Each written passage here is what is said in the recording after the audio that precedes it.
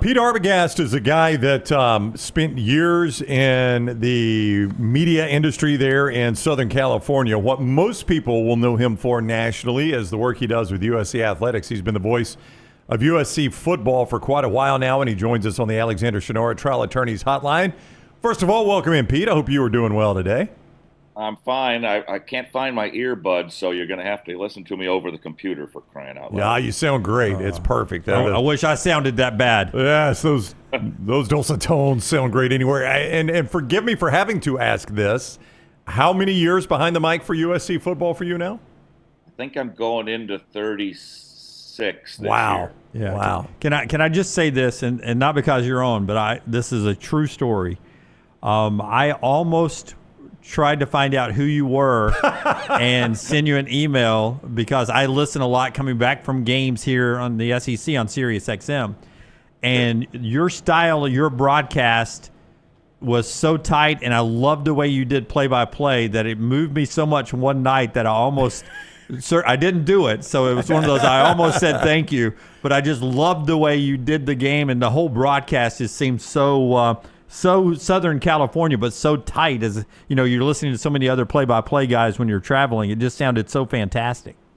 I do the same thing, driving around and listen to as many games as I can and many different broadcasts. And some of them are so regionalized and so local sounding, and some of them are bigger national broadcast sounding. And you just never know what you're going to get. It's always fun to listen to those guys. Yeah, you always get the random advertisers too. Like I remember one time catching Iowa State, and it was like Iowa Farm Bureau wants to remind you corn season is just around the corner. I love that. Yeah, we are super excited. And I mean, full disclosure, Russell Terry heard us talking about the 31st anniversary of the OJ 405, June 17th of 1994. We talked about the 30 for 30, and he reached out to me. He's like, you got to get Pete on. Like, Pete has some incredible insight being out there when this thing was going on. And so that's kind of where it started, but there's a lot of different turns we'd like to take with you. What do you remember most about that day, though? Yeah, I was a piece of that by accident, really. I was working at what at the time was the USC flagship, an all-news or KNX in Los Angeles. And, the Bronco chase broke out, of course, and we're all watching. And my friend and statistician for many, many years called me. Mark Hoppy is his name. And by the way, you'll know Mark by one thing. When you watch the Kirk Gibson home run in the '88 World Series, his is the car in the right field parking lot whose brakes slam on.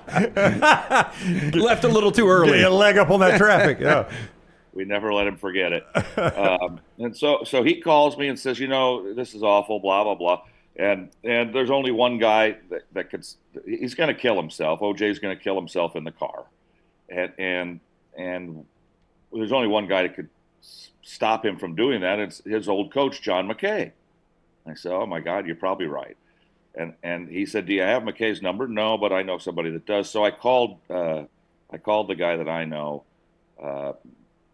Nick Pappas, Mr. Trojan, and he gave me John McKay's number, and I call McKay, and McKay's had a couple of beverages, and to no one's surprise probably, because it's 3 hours later on the East Coast. He's in Tampa, and I tell him, I said, we want to put you on the air. We want to put you in, you could talk to OJ on the phone. We knew that OJ was listening to us as well. Because we were watching our sister station on TV was Channel 2, CBS TV in Los Angeles. And so the sports anchor there, Jim Hill, had just talked to Al Cowlings, the driver of the car, and we could hear our broadcast in the background. He was listening to KNX at the time to follow us. So we're listening. And we knew he could hear us. So I called McKay and I said, we could patch you in through because we know what the cell phone number is from downstairs. Then you could talk to OJ.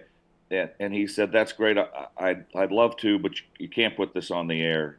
None of this can go on the air. And so we all crammed into the little traffic booth at the radio station. There were probably 6 of us. And we listened as John McKay talked OJ Simpson down off of off the ledge basically, and saved his life.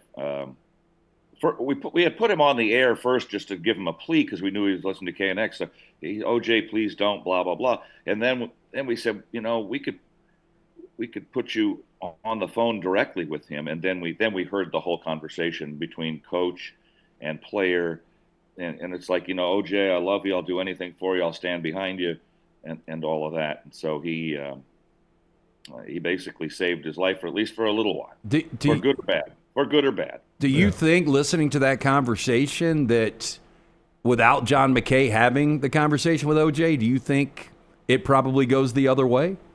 Oh, yeah, we thought so all along. Yeah. And apparently he did have a gun in the car. I don't know that he would have used it, but maybe. And it certainly felt like, from all accounts years later, that probably would have happened, yeah. Did you, we were talking with Pete Arbogast. He's the voice of the USC Trojans, also a longtime member of the LA media. Did you know OJ well? As I do the math, there was not a ton. I don't think there was crossover, obviously, when you were doing the games there.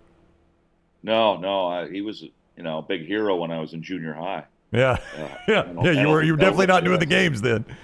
Yeah, I was trying. I was pretending. We turned down the sound on the TV on the replays at night, and that's how you get your start. No, and I only met him one time. Of all the things, I was covering the USC women's basketball team at Pauley Pavilion when they were playing in an NCAA tournament game, and I found out through our media guy, through our news assignment people, that OJ and Marcus Allen, who were good friends, were upstairs at the tennis center watching the Pacific Southwest tennis championships together. So they said, go up and talk to him.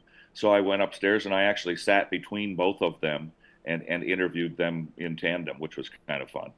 So you grew up in the LA sports scene. I didn't watch. My guy here, Jim Dunaway, to my left, who left over here. He watched the what was the HBO Showtime of the Lakers? Oh, yeah, Showtime. Yeah, I watched it one time. It was a little too sensationalized for me. But Jerry Buss, back in the day, the Forum Club. Did you ever go to the Forum Club? Do you have any good Buss Lakers stories?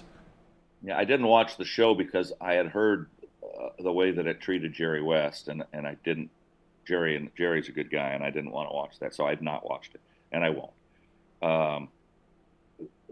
Was I ever in the Forum Club? Yeah, one time as a member of the press. They had a little reception for us, but that was for us and nothing else. The only near the Forum Club story I have is about Jerry West, and it was during the NBA Finals. Jerry's a very nervous guy and didn't want to watch the game, and so he stands in the tunnel at the old Forum between the Forum Club and watching the game, and he's watching he'd peek, watch a little piece of the game, and then anyway, the game is getting close to ending. I think it was the series against Detroit, and the Lakers won the series. And I wanted to get in the locker room quickly. The press area is up higher than that on a different level. So I came down and I stood in that exact place, waiting for the game to end so I could hustle down and get to the locker room so I could get my interviews and such. It was the last game of the series. And there I turned my head and I see Jerry West, and he says, he asked me who I am. He didn't know who I was, and I introduced myself. He goes, oh, yeah, I listen to you all the time. He said, do me a favor, would you? Just tell me what's going on, because I can't watch it. So he's standing against the wall looking the other way, and I'm giving him radio play-by-play of the game that I'm watching to an audience of one, the great Jerry West.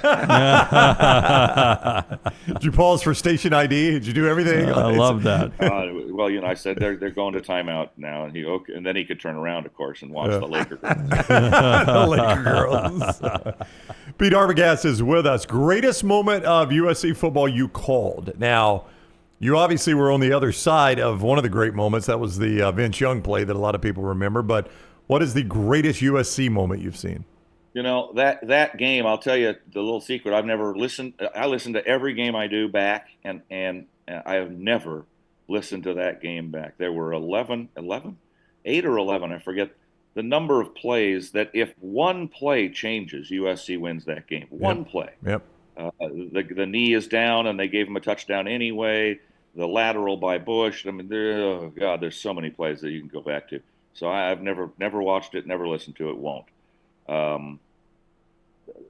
The Bush push game was pretty good. Now that 4th and 9 pass to Dwayne Jarrett down the side, and then getting the Bush push in there was, as it turns out, pretty spectacular. There are, anytime you beat Notre Dame or UCLA, it's great. Anytime you win the Rose Bowl, it's great. That Penn State Rose Bowl game was pretty exciting in 2017. Came from a couple touchdowns back, and everything looked lost. They ended up winning it on a field goal at the end of the game. So there've been a few now. There've been a few, and peaks and valleys, of course. Oh, sure. Get a lot of the other side as well. You mentioned the Notre Dame game. There's been a lot of chatter this offseason because the contract doesn't extend past this year. Zero chance that rivalry dies, right? Nobody on either side wants that one to end, do they? It's the greatest intersectional rivalry in college football history. Yeah. And I understand that you want to schedule the Citadel 3 times, but no offense to the Citadel. But to lose a rivalry like that diminishes college football. Not just USC and Notre Dame, it diminishes college football. That's a game that everybody, no matter how crappy the teams are, everybody watches that game in October in South Bend or in November in Los Angeles. Everybody watch. You guys watch it. Everybody watch it. Yeah, we watch them all, but yes, that is one of them that that definitely resonates with me. Yeah. Listen, I'm a first-generation broadcaster. My dad just recently passed. And I just was clicking around to learn more about you before the show, and your dad was in the business as well. And I'm reading some of his accomplishments. Do you feel like you've lived up to what the groundwork he laid for you? I mean, he voiced some characters on the Jetsons, all the great broadcasting stuff. Basically, he was a guy that came up with what turned into Jeopardy. I mean. What? I mean, it's amazing that your dad did all of that, and you're just trying to carry his water. It looks like. He was a huge sports fan and a radio guy, so he took me to ball games when I was very little. And early in my life, I was probably 7 or so. I went to the old sports arena and watched the old LA Classic. The SC and UCLA would host 6 of the best teams in the country in basketball. And then the next night I couldn't go, and he said, well, it's on the radio. And I'm like, what? I can listen to what? I had no idea that even existed at that point. And so I listened to the game that night, and I fell in love with Tom Kelly, my predecessor, calling USC basketball.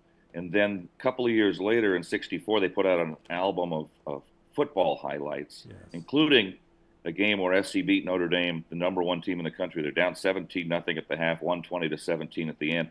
And I remember being at the game, and now I'm listening to the highlights, and I kind of knew right then, I was 9, what I wanted to do. And I asked my dad, when do you think Tom Kelly's going to retire from that job?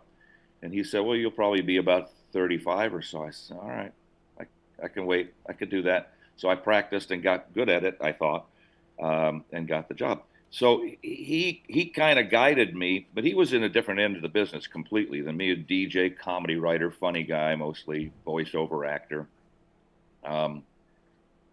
But he was very supportive, no question. And there's one thing that you guys, at least you will remember him most famously for, growing up watching Sesame Street. Mm-hmm. Yeah. Because if there was an animated character on Sesame Street, a little fat guy walking out and saying, A is for apple.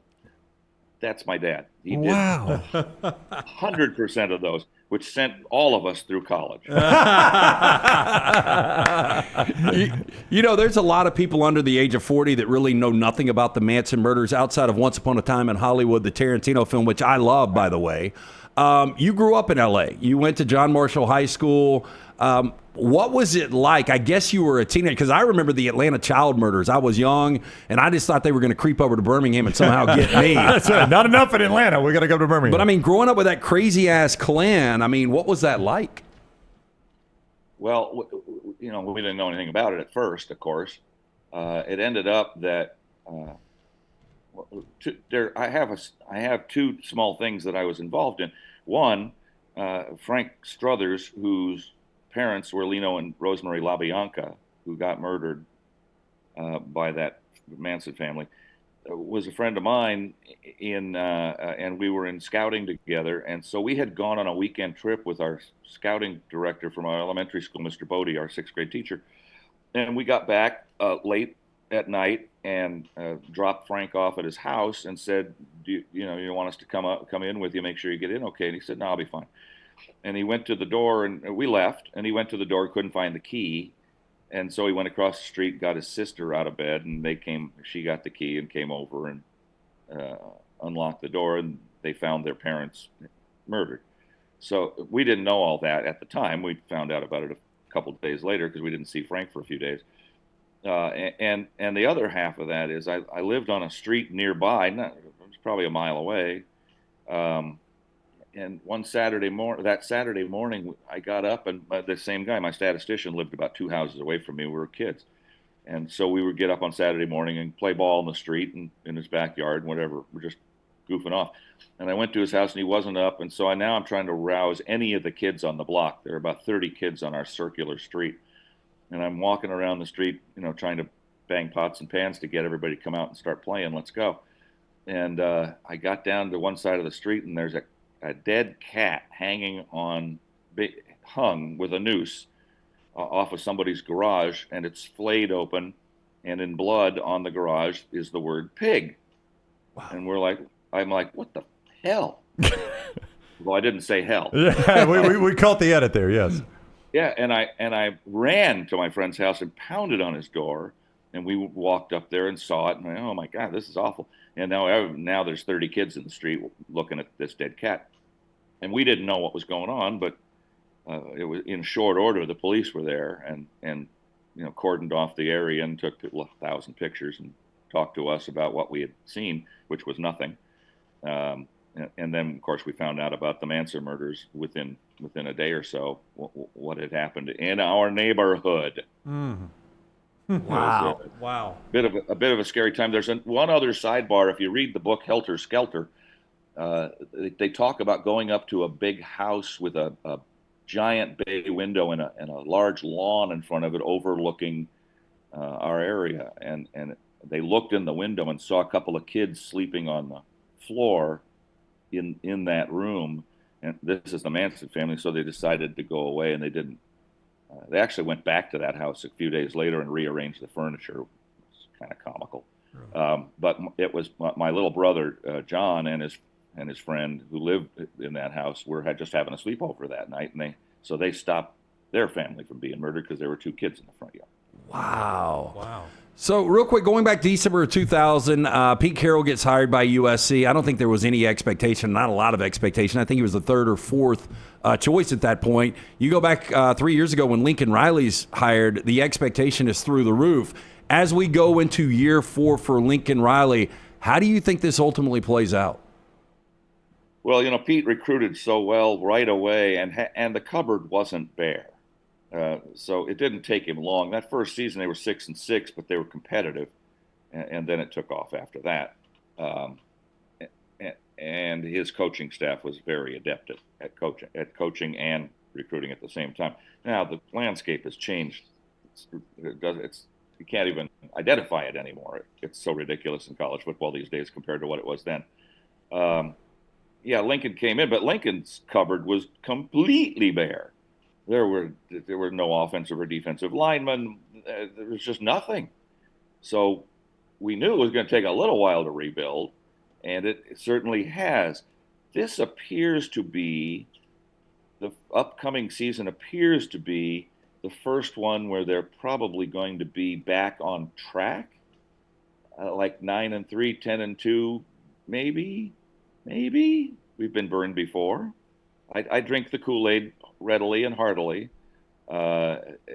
So we're hopeful this year, and then with the recruiting that's been going on the last few years, believe that 2026 is a team that probably will be in the national championship picture, in the playoff picture for sure. They think they got a shot at going to the playoffs this year, even though the preseason rags are picking them to come in the middle of the pack in the Big Ten, but they may be a little better than that. I say this with my broadcasting friends in the SEC, knowing they stop at places like Starkville and Fayetteville and other little villes in the South. Do you miss the old Pac-12, Pac-10, Pac-8 stops now that you're in the Big Ten? Do you miss the Pullmans and the Corvalises? Or I like Pullman. Yeah. Pullman's a cute little college town, really nice. Corvallis, I thought, was the armpit of the conference. I do not miss Corvallis at all, and nor any of the others. I miss playing Cal and Stanford because you go to San Francisco, and those were rivalries that go back into the early 1900s. And I hope somehow we figure out a way to schedule them as one of the non-cons. But I don't care. Put a team on the field with another team. One of them's my team. I'm happy. I'll call it. And plus, here I am with 6 or 7 years to go in my career.